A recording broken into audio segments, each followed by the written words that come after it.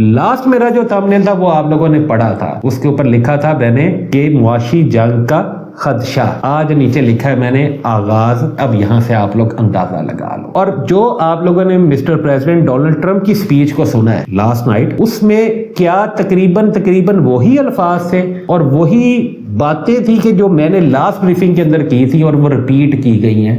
किसके बाद फिर क्या है, इन टैरिफ के बाद में क्या है, टैरिफ तो अब लग गए। Now this is a post tariff situation या इरा, उसके अंदर अभी आप लोग जो पेनिट्रेट कर, पोजीशंस क्लोज हुई हैं टैरिफ्स की वजह से, प्रॉफिट टेकिंग्स हुई हैं। सिल्वर मैं आमतौर पर नहीं डिस्कस करता, आप लोगों के साथ गोल्ड पे रहता हूं। सिल्वर का आप लोग हाल देख लो, कहां से गिरा और कहां पे आ गया। दुनिया के बेशतर ममालिक के अंदर बहुत ज्यादा चांदी की प्राइस या सिल्वर की प्राइस गिरी है, हमारे पाकिस्तान में उतनी ज्यादा नहीं गिरी, लेकिन अभी उसके अंदर वो प्रॉब्लम एक है जो अभी चल रही है।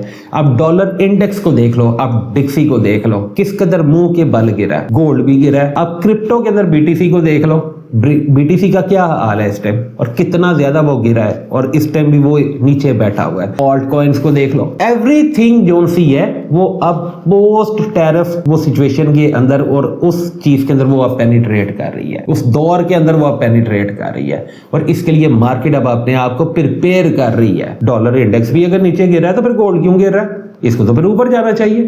बिटकॉइन अगर नीचे गिर रहा है, क्या वजह है, रीस्टार्ट हो रहा है, रीस्ट्रक्चरिंग हो रही है।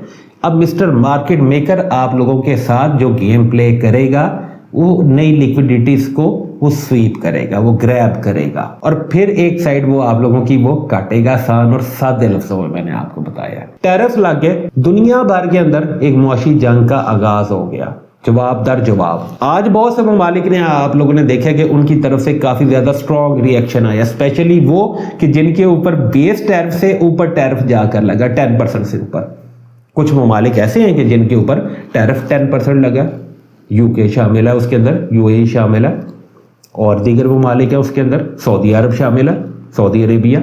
कुछ ऐसे हैं कि जिनके ऊपर बेस टैरिफ से ज्यादा टैरिफ लगा है, ईयू के जोन के ऊपर बहुत ज्यादा टैरिफ लगा है, चाइना के ऊपर वो तकरीबन, मेरा एक अंदाजा है रफली कैलकुलेट अगर मैं उसको करूं तो टोटल मिला के पिछला और ये वाला मिला के 54% के करीब हो जाता है। नहीं लगा, कनाडा के ऊपर नहीं लगा, मैक्सिको के ऊपर नहीं लगा और बहुत ज्यादा सरप्राइजिंग चीज होगी आप लोगों के लिए कि जिनको शायद इतना डीप इन चीजों के अंदाजा नहीं है, रशिया के ऊपर टैरिफ नहीं लगा। अब देखना यह है कि जिन ममालिक के ऊपर टैरिफ लगा है वो क्या यूएस के साथ निगोशिएट करते हैं, निगोशिएट कर पाते हैं और किन टर्म्स एंड कंडीशंस के ऊपर कर पाते हैं। और अगर वो ममालिक के जो यूएस को मजीद आंखें दिखाना चाहेंगे वो फिर इसके जवाब के ऊपर वो मजीद एक और टैरिफ लगा देंगे, मजीद बढ़ जाएगा, फिर एक और टैरिफ हो सकता है फिर यूएस की तरफ से आ जाए, क्योंकि वहां पर भी मिस्टर प्रेसिडेंट डोनाल्ड ट्रंप है कि जिन्होंने फिर किसी बात का लिहाज तो वो करना ही नहीं होता।